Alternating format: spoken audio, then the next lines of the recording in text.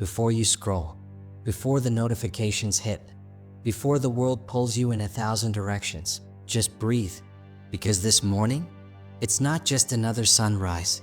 This is a sacred moment.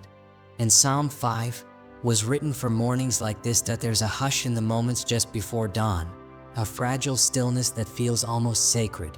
The sky is still holding its breath, caught between the heavy blues of night and the soft blush of morning, and in that in-between a fragile soul wakes. Maybe it's yours. The alarm buzzes, but it isn't the sound that startles you. It's the ache you carried to bed and somehow carried right back into today. Yesterday's disappointments are still lodged between your ribs, memories that sting when you inhale. Your prayers from the night before still hang unanswered somewhere above the ceiling fan. And as you swing your legs over the edge of the mattress and feel the cold floor under your feet, you whisper, almost without meaning to, "Lord, I don't have it in me today." That whisper, that raw, half-formed confession, is where Psalm 5 begins. Give ear to my words, O Lord, consider my groaning. Psalm 5 verse 1, no polish, no pretense, just the kind of groan a wounded heart leaks when words refuse to behave. So you stay there, on the edge of the bed, shoulders hunched, eyelids heavy, and let the verse breathe for you. Because this is not a recital, it's a letting go. It's the tired exhale of a soul that's done pretending it has the answers. And David's ancient line becomes your own. Give attention to the sound of my cry, my King and my God, for to you do I pray. Psalm 5 verse 2, hear not just my sentences, God, hear the voice shaking between them. Hear the guilt I haven't confessed, the anger I've been stuffing down, the disappointment I'm afraid to name. Hear the heartbeat that's thumping a little too fast because the future feels too wide, too tall, too much. You call him King because you need someone stronger than you. You call him God because you need someone larger than the room you woke up in. You call him my because distance would break you and closeness is your only hope. And then, somehow, you remember it's morning. Oh Lord, in the morning you hear my voice. Psalm 5 verse 3, let that line sit there like sunlight creeping through blinds. You don't need a sermon, just a second to realize. Before birds finish tuning their chorus, before your phone pings its way into your nervous system, before doubt manages to rehearse its usual script, he already hears.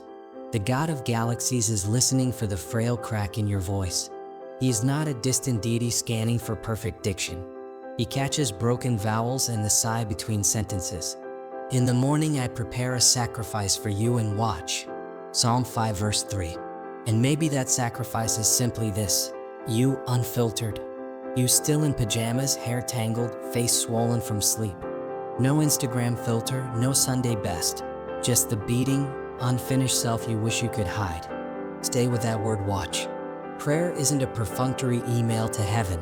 It's an invitation to expectation. You pour out, then you look up. Not impatiently, but hopefully, eyes on the horizon like a child waiting for their father's car to pull into the driveway. And hope begins to stretch inside your chest, even while fear still gnaws the edges.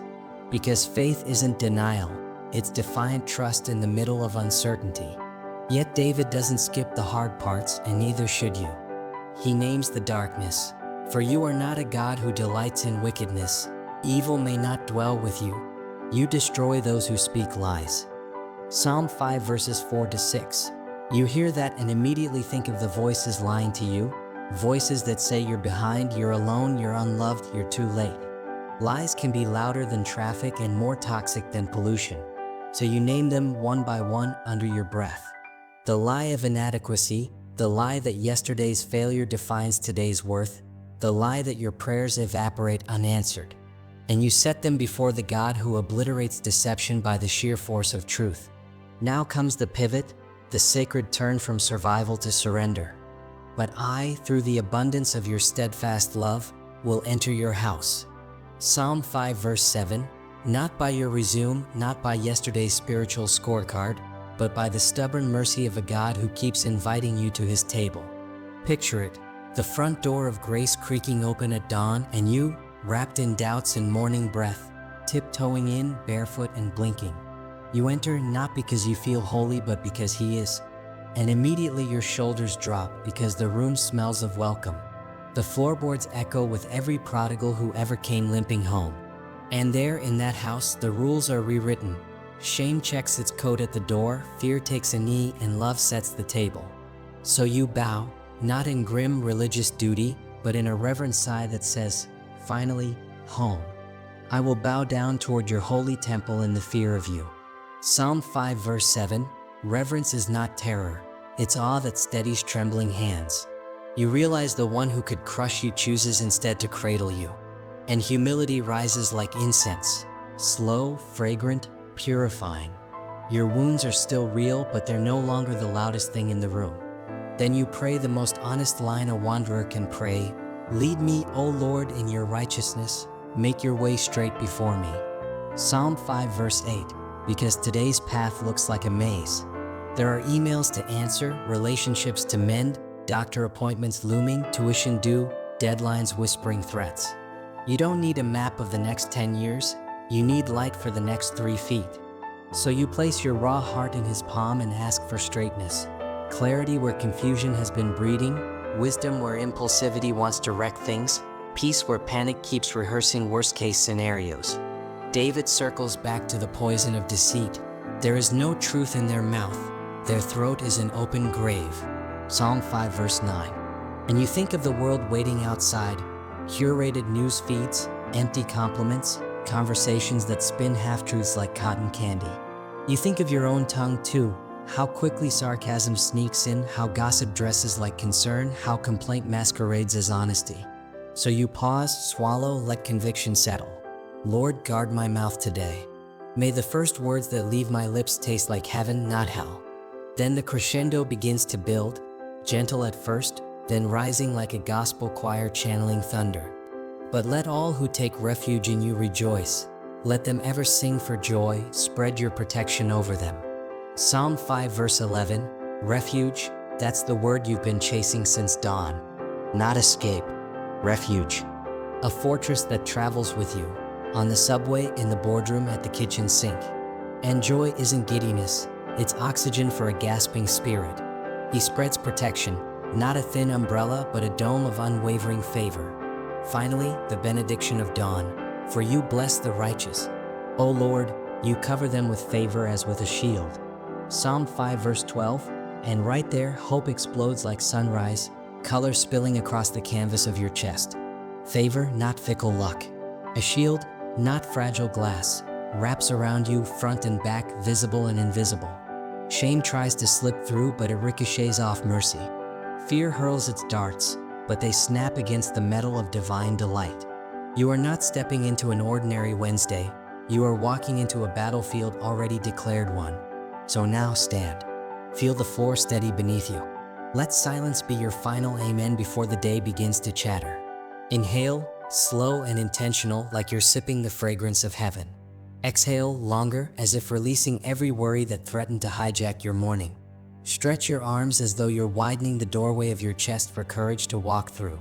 And know, really know, that the God who heard your first groan at sunrise is already pacing the halls of your day, flipping every light switch on the path he will lead you through. Take one more moment. Maybe you place a hand over your heart. Feel that rhythm? That's borrowed breath, pulsing with purpose. Whisper even if your voice cracks, I'm still here, God. Led me. That sentence, frail yet fiery, is enough to shake the gates of hell and summon angels to attention. Because prayer is never about volume, it's about vulnerability. And this morning, with bedhead faith and trembling hope, you have offered God the most powerful gift, your honest, unguarded self. Now go, brush your teeth, pour the coffee, kiss the children, send the email, face the meeting, walk the ward, write the code, clean the kitchen. Do it all under favor's shield. When fear buzzes, remember the whisper you started with and the promise you're ending on. When doubt tries to redraft the morning in grayscale, hold the shield higher. And when evening finally drapes itself over the skyline and exhaustion lulls your eyelids heavy again, you will look back and see it. Footprints of faith across every hour, mercy stitched into minutes, sunlight of sovereign love spilling through every crack of your fragile day. Because Psalm 5 is not just a passage, it's a path. A journey from groaning to glory, from trembling to trusting, from whisper to worship, and you just walked it step by trembling step. Tomorrow you'll walk it again. and the next day, and the day after that. Dawn will keep drawing you to the edge of your bed, and the king will keep leaning close to catch every cracked syllable. And that, beloved, is how mornings turn into miracles, one honest prayer at a time. If this morning prayer touched something deep in you, don't keep it to yourself. Someone else is waking up with the same weight you just laid down. So before you go, hit that like button, subscribe, and share this video with one person who needs to know God still hears, even in the silence, even in the struggle, even in the early morning tears. And if you're going through something personal right now, drop a comment below. This isn't just a channel, it's a space for healing, and I'll do my best to pray with you.